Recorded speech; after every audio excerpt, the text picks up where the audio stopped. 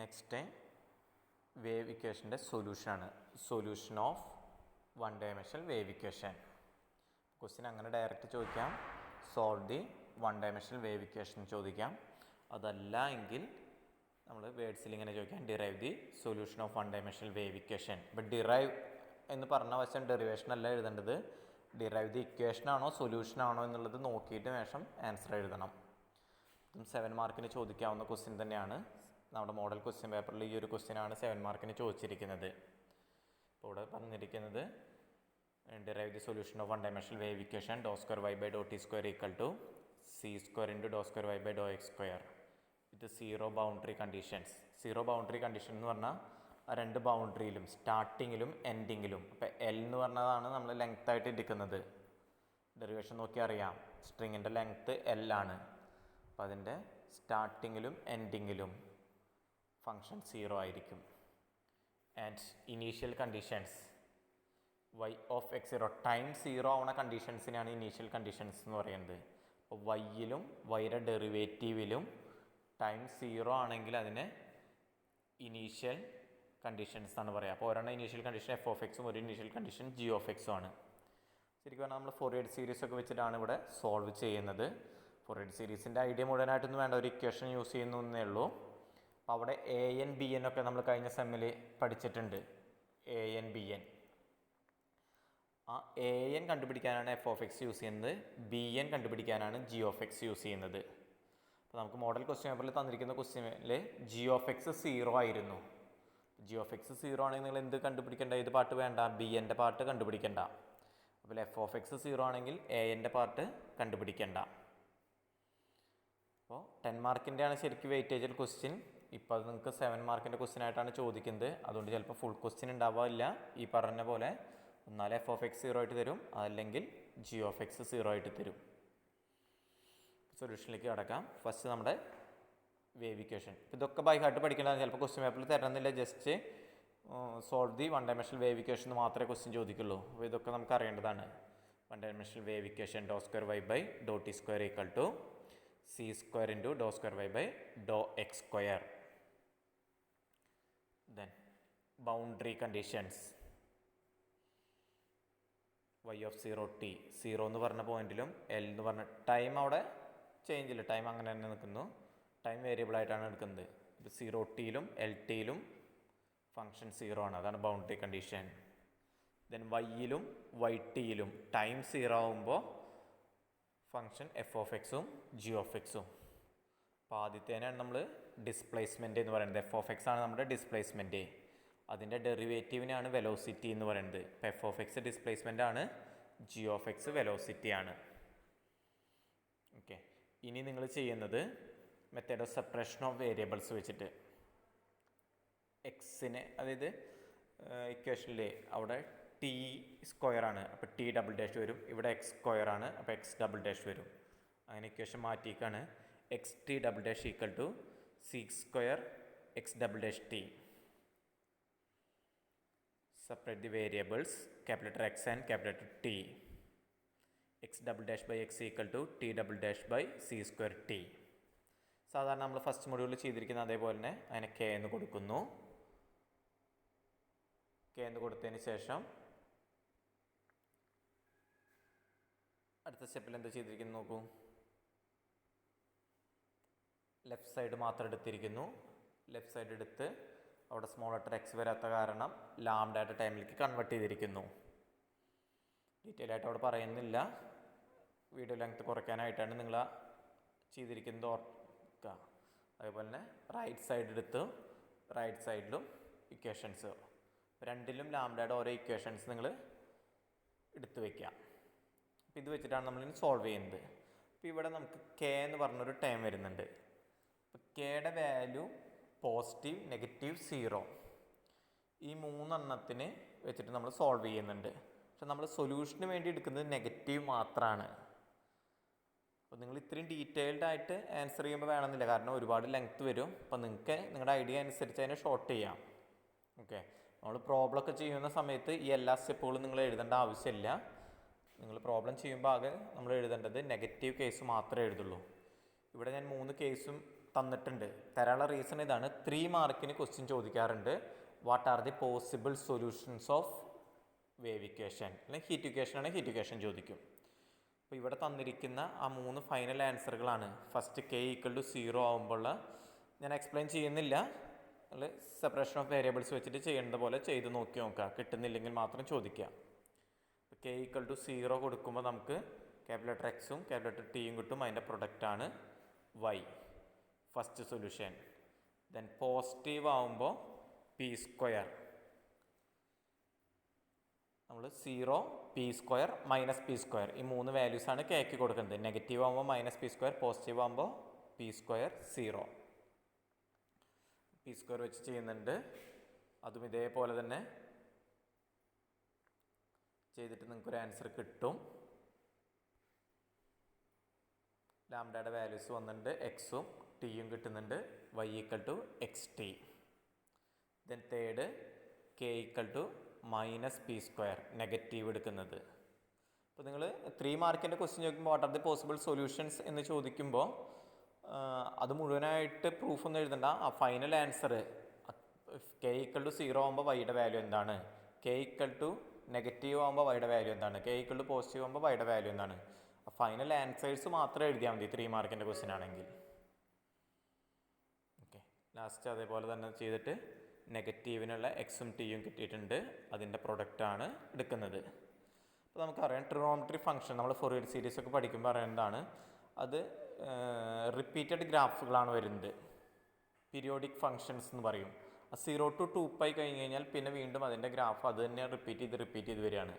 അപ്പോൾ trigonometric functions അതുകൊണ്ട് more consistent ആണ്. ബാക്കിയുള്ള പോളിനോമിയൽസോ അതല്ലെങ്കിൽ എക്സ്പൊണൻഷ്യൽ അങ്ങനെയുള്ള ഏതെങ്കിലും ടേംസ് വരുന്നുണ്ടെങ്കിൽ അതൊക്കെ ഏതെങ്കിലും ഒരു വാല്യൂ ഇൻഫിനിറ്റിയോ അല്ലെങ്കിൽ ഏതെങ്കിലും ഒരു വാല്യൂ വരുമ്പോൾ അതിലേക്ക് ടെൻസ് ചെയ്യും. ഇൻക്രീസിങ്ങോ അല്ലെങ്കിൽ ഡിക്രീസിങ്ങോ ആയിരിക്കും. ഇവിടെ ട്രിഗണോമെട്രി ഫംഗ്ഷൻസ് ആയതുകൊണ്ട് ആ ഒരു പീരിയോഡിക്കലി റിപ്പീറ്റഡ് ആയതുകൊണ്ട് എല്ലാ വാല്യൂസും സ്പെസിഫൈ ചെയ്ത് പറയാൻ പറ്റുന്നതുകൊണ്ട് മോർ കൺസിസ്റ്റൻറ്റ് സൊല്യൂഷനായിട്ട് നമ്മൾ എടുക്കുന്നത് ഈ തേർഡ് കേസാണ്. നമ്മൾ സോൾവ് ചെയ്യുന്നത് തേർഡ് കേസ് എടുത്തിട്ടാണ് യൂസ് ചെയ്യുന്നത്. ഇവിടെ നിങ്ങളിത് മുഴുവൻ എഴുതേണ്ട ആൻസർ ചെയ്യുന്ന സമയത്ത് ആ 3 ബൈഹാർട്ട് ആൻസേഴ്സ് മാത്രം എഴുതാൻ ട്രൈ ചെയ്യുക. ഓക്കെ, ഇനി നമ്മൾ ഈ തേർഡ് ആൻസർ എടുത്തിട്ടാണ് ചെയ്യുന്നത്. അപ്പോൾ ഓൾറെഡി നോട്ട് പ്രിപ്പയർ ചെയ്ത് വെക്കണം, അതല്ലാതെ ഇത് നോക്കിക്കഴിഞ്ഞാൽ ഐഡിയ കിട്ടില്ല, കാരണം ഒരുപാട് ലെങ്ത്ത് വരുന്നുണ്ട്. അപ്പോൾ ഇനി നമ്മൾ ചെയ്യുന്നത് ആ ഇക്വേഷൻ നമ്പർ 1, ഇപ്പോൾ നമ്മൾ കൊടുത്ത equation number 1 applying first boundary condition. First boundary condition എന്ന് പറയുന്നത് എന്താ, y ഓഫ് 0t = 0. എക്സിന് 0 കൊടുത്തു കഴിഞ്ഞാൽ ആൻസർ 0 ആണെന്നാണ് പറയുന്നത്. അപ്പോൾ നമ്മൾ ഇക്വേഷൻ നമ്പർ 1 നേരത്തെ എഴുതി വെച്ചിട്ടുണ്ട്. അവിടെ എക്സിന് 0 കൊടുക്കുമ്പോൾ നമുക്ക് എന്ത് കിട്ടും, c1 × c3. ഇത് cos 0 1 ആയിട്ട് വരും, sin 0 0 ആയിട്ട് പോകും. അതുകൊണ്ടാണ് c1 മാത്രമേ കിട്ടുള്ളൂ ഫസ്റ്റ് ബ്രാക്കറ്റിൽ. സെക്കൻഡ് ബ്രാക്കറ്റ് അതേപോലെ തന്നെ ഉണ്ടാവും. അപ്പോൾ c1 × വേറൊരു ബ്രാക്കറ്റ് = 0 എന്നാണ് കിട്ടുന്നത്. രണ്ട് ടൈംസിൻ്റെ പ്രൊഡക്റ്റ് 0 ആവണമെങ്കിൽ ഏതെങ്കിലും ഒരു ടൈം എന്തായിരിക്കണം, 0 ആയിരിക്കണം. അതായത് നമുക്ക് c1 = 0 എന്ന് കിട്ടാം, അതല്ലെങ്കിൽ സെക്കൻഡ് ബ്രാക്കറ്റ് 0 എന്ന് കിട്ടും. നിങ്ങൾക്ക് സെക്കൻഡ് ബ്രാക്കറ്റ് 0 ആണ് എങ്കിൽ, സെക്കൻഡ് ബ്രാക്കറ്റ് എന്ന് പറഞ്ഞാൽ ശരിക്ക് നമ്മൾ ആ എഴുതി ഇക്വേഷൻ നമ്പർ 1-ത്തെ സെക്കൻഡ് ബ്രാക്കറ്റ് 0 ആണെങ്കിൽ ഇക്വേഷൻ നമ്പർ 1 എന്ത് തന്നെയായിരിക്കും, 0 ആയിരിക്കും. ആ സെക്കൻഡ് ബ്രാക്കറ്റ് അതേപോലെ തന്നെ ഇക്വേഷൻ നമ്പർ 1 വരുന്നില്ലേ. അപ്പോൾ അതുകൊണ്ട് സെക്കൻഡ് ബ്രാക്കറ്റ് 0 ആണെങ്കിൽ ആൻസറും 0 തന്നെയായിരിക്കും. അപ്പോൾ സെക്കൻഡ് ബ്രാക്കറ്റ് 0 ആവാനുള്ള ചാൻസ് ഇല്ല. അതുകൊണ്ട് നമുക്ക് എന്തേ 0 ആവാൻ പറ്റുള്ളൂ, c1 0 ആവാൻ മാത്രമേ പറ്റുള്ളൂ. അപ്പോൾ c1 0 എന്ന് കിട്ടുകയാണെങ്കിൽ അത് റീറൈറ്റ് ചെയ്ത് എഴുതി വയ്ക്കുകയാണ്. ഓക്കെ, നമുക്ക് കിട്ടിയിരിക്കുന്ന ഇക്വേഷൻ നമ്പർ 1 അല്ല, ഇക്വേഷൻ നമ്പർ 2 എന്നാണ് നമ്മൾ വൈക്ക് കൊടുത്തിരിക്കുന്നത് കേട്ടോ. ഇക്വേഷൻ നമ്പർ 2നെ റീറൈറ്റ് ചെയ്ത് എഴുതി വെച്ചു. ഇനി applying second boundary condition. Second boundary condition എന്ന് പറഞ്ഞാൽ എന്താ, y ഓഫ് LT = 0. എക്സിന് പകരം L കൊടുക്കാനാണ് പറഞ്ഞിരിക്കുന്നത്. അപ്പോൾ എക്സിന് പകരം L കൊടുത്ത് നമ്മൾ എഴുതി. ഈ കിട്ടിയ ആൻസറിൽ തേർഡ്, ഇപ്പോൾ നമ്പർ തേർഡ് എഴുതി വെച്ചില്ലേ, ആ തേർഡിലാണ് നമ്മൾ സെക്കൻഡ് ബൗണ്ടറി കണ്ടീഷൻ സബ്സ്റ്റിറ്റ്യൂട്ട് ചെയ്യുന്നത്. അപ്പോൾ നമുക്ക് ഇതേപോലെ തന്നെ കിട്ടും. അവിടെയും സെക്കൻഡ് ബ്രാക്കറ്റ് 0 ആവില്ല. കാരണം എന്താ, സെക്കൻഡ് ബ്രാക്കറ്റ് അതേപോലെ തന്നെ ഇക്വേഷൻ നമ്പർ 2-ലുള്ളതാണ്. അപ്പോൾ അത് 0 ആവാൻ ചാൻസ് ഇല്ല. നമുക്ക് 0 ആവാൻ ചാൻസ് എന്താ, C2 സൈൻ പി എൽ ആയിരിക്കും 0. C2 സൈൻ പി എൽ ആണ് 0 വരുന്നത്. C2 0 ആവില്ല. C2 0 ആവാതിരിക്കാനുള്ള കാരണം C1 ഓൾറെഡി 0 നമുക്ക് കിട്ടിയിട്ടുള്ളതാണ്. C2 കൂടിയും 0 ആവുകയാണെങ്കിൽ നമ്മുടെ ഇക്വേഷൻ നമ്പർ 2-ൽ ഫസ്റ്റ് ബ്രാക്കറ്റ് 0 ആവില്ലേ. C1 ഓൾറെഡി 0 ആണ്, C2 കൂടിയും 0 ആണ് എങ്കിൽ നമ്മുടെ ഇക്വേഷൻ നമ്പർ 2 ഫസ്റ്റ് ബ്രാക്കറ്റ് 0 ആയിരിക്കും. ഫസ്റ്റ് ബ്രാക്കറ്റ് 0 ആണെങ്കിൽ 0 ഇൻറ്റു സെക്കൻഡ് ബ്രാക്കറ്റും ആൻസറും 0 തന്നെ ആയിട്ട് വരും. അപ്പോൾ y ഈക്വൽ ടു 0 എന്ന് വരും. y ഈക്വൽ ടു 0 ആണെങ്കിൽ ആൻസർ ഇല്ല അതിന്. അപ്പോൾ അതുകൊണ്ട് നമുക്ക് C2 0 ആയിരിക്കില്ല, എന്ത് കിട്ടും, sine p l equal to 0 വരും. ശരിക്കും പറഞ്ഞാൽ സൈൻ എൻ പൈ ആണ് 0, നമ്മൾ പഠിച്ചിട്ടുള്ളതാണ്. സൈൻ എൻ പൈ ആണ് 0. അപ്പോൾ ഇവിടെ നമ്മൾ എന്ത് എഴുതുന്നു, എൻ പൈയുടെ പകരം p l equal to n pi ആണ്. അതുകൊണ്ട് പി ഈക്വൽ ടു എന്ത് കിട്ടും, എൻ പൈ ബൈ എൽ എന്ന് കിട്ടും. അപ്പോൾ നമുക്ക് C1 ഈക്വൽ ടു 0 എന്ന് കിട്ടി, p equal to n pi by l എന്ന് കിട്ടി. അങ്ങനെ ഇക്വേഷൻ നമ്പർ 3-നെ വീണ്ടും റീറൈറ്റ് ചെയ്ത് എഴുതി വെച്ചിട്ടുണ്ട്. ആ രണ്ട് വാല്യൂസും കൊടുത്ത് പിയുടെ വാല്യൂ അവിടെ സബ്സ്റ്റിറ്റ്യൂട്ട് ചെയ്തു. ഇനി applying super position principle. Super position principle എന്ന് പറഞ്ഞാൽ അത്രയേ ഉള്ളൂ, ഒരു സൊല്യൂഷൻ അതിൻ്റെ ആൻസർ ആണെങ്കിൽ, അങ്ങനെ ഇപ്പോൾ C1ഉം C2 അതിൻ്റെ ആൻസർ ആണെങ്കിൽ C1 പ്ലസ് C2 കൂടി അതിൻ്റെ ആൻസർ ആയിരിക്കും. C1 സൊല്യൂഷനാണ്, C2 സൊല്യൂഷനാണ്. അല്ലെങ്കിൽ നമ്മൾ പറയില്ലേ Y1 സൊല്യൂഷനാണ്, Y2 സൊല്യൂഷനാണ്. അങ്ങനെയാണെങ്കിൽ Y1 പ്ലസ് Y2 സൊല്യൂഷൻ ആയിരിക്കും. അങ്ങനെ ഇൻഫിനിറ്റ് ടൈമിൽ സമ്മേഷൻ പല പല സൊല്യൂഷൻസ് ആഡ് ചെയ്ത് കഴിഞ്ഞാൽ അതും ഒരു സൊല്യൂഷൻ ആയിരിക്കും. അപ്പോൾ സൂപ്പർ പൊസിഷൻ പ്രിൻസിപ്പിൾ എന്ന് പറഞ്ഞാൽ ഇത്രയുള്ള സിഗ്മ കൊണ്ടുവന്നാലും ആൻസർ കറക്റ്റ് തന്നെ ആയിരിക്കും. അപ്പോൾ അടുത്ത സ്റ്റെപ്പിൽ ഒരു സമ്മേഷൻ മാത്രമാണ്, സിഗ്മ മാത്രമാണ് കൊണ്ടുവന്നിരിക്കുന്നത്. അപ്പോൾ ഇവിടെ ഇത്രയും ചെയ്തിരിക്കുന്നത് നോക്കുക. ഫസ്റ്റ് ബൗണ്ടറി കണ്ടീഷൻ അപ്ലൈ ചെയ്യുമ്പോൾ, അപ്പോൾ നമ്മൾ ഷോർട്ടസ്റ്റ് ആക്കുമ്പോൾ ഇത് മുഴുവൻ ഡീറ്റെയിൽ ആയിട്ട് എഴുതേണ്ട, നിങ്ങൾക്ക് മനസ്സിലാവാൻ വേണ്ടി പറയുന്നത്, നമ്മൾ ഇക്വേഷൻ നമ്പർ 2 എഴുതിയതിന് ശേഷം ഓരോന്ന് നമുക്ക് എന്താണോ കിട്ടുന്നതെന്ന് മാത്രം എഴുതിയാൽ മതി. Applying first boundary condition, we get C1 equal to 0. Applying second boundary condition, we get P equal to n pi by L. And superposition principle. P ഇത്രയും ഒരു പേജിൽ നിങ്ങൾ ആൻസർ ചെയ്യുമ്പോൾ ഈ 3 സെൻറ്റൻസ് മാത്രമേ എഴുതുള്ളൂ. ഓക്കെ,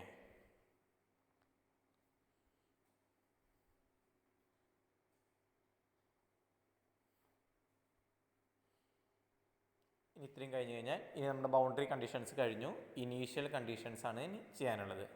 അപ്പോൾ ഇനീഷ്യൽ കണ്ടീഷൻസ് നമ്മൾ ചെയ്യുന്നത് y ഓഫ് x0, ടിക്ക് 0 കൊടുക്കുകയാണ്, അതായത് ഡിസ്പ്ലേസ്മെൻറ്റ് ടിക്ക് 0. ഇക്വേഷൻ നമ്പർ 3-ൽ ഇപ്പോൾ നമ്മൾ എഴുതി വെച്ചിരിക്കുന്ന superposition principle equation number 4-ൽ ടിക്ക് 0 കൊടുക്കുമ്പോൾ നമുക്ക് കിട്ടുന്നത് sine N pi X by L into A N. Okay, A N എന്ന് പറയുന്നത് അവിടെ ചിലപ്പോൾ C1 ഇൻറ്റു C2 അല്ല C1 C3 പ്രൊഡക്റ്റ് ആയിരിക്കും എ എൻ എന്ന് പറയുന്നത്, C1 C3. അപ്പോൾ അതിനെയാണ് നമ്മൾ ഫസ്റ്റ് ബൗണ്ടറി ഇനീഷ്യൽ കണ്ടീഷനിൽ പറഞ്ഞിരിക്കുന്നത്, അതാണ് എഫ് ഓഫ് എക്സ്.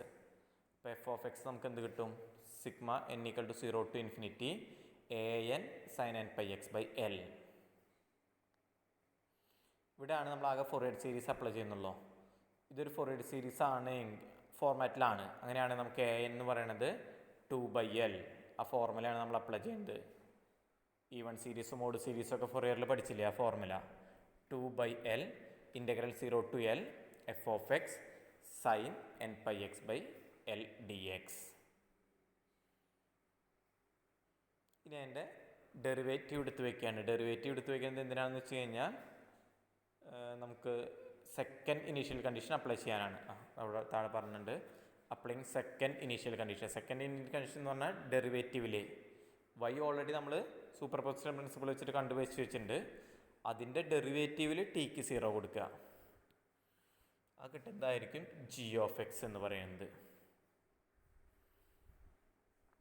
ഓക്കെ, അപ്പോൾ ഇവിടെ ബി എൻ എന്ന് പറഞ്ഞ നൊട്ടേഷൻ വരുന്നുണ്ട്. ആ ബി എൻ എന്ന് പറയുന്നത് C1 C4 പ്രൊഡക്റ്റാണ് ബി എൻ, C1 C4.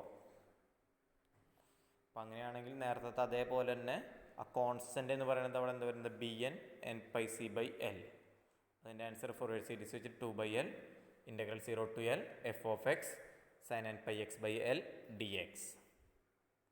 അപ്പോൾ ബി എൻ മാത്രം എൽ രണ്ട് സൈഡിൽ നമുക്ക് ക്യാൻസൽ ചെയ്ത് കളയാം. ബി എൻ ഈക്വൽ ടു എന്ത് കിട്ടും? 2/n/c. B n equal to 2/n/c. അപ്പോൾ എ എനും ബി എനും കിട്ടുകയാണെങ്കിൽ നമുക്ക് സൊല്യൂഷൻ എങ്ങനെ എഴുതാം? y equal to sigma n equal to 1 to infinity an sin n pi x by l cos n pi ct by l plus B N sin n pi x by l sin n pi ct by l.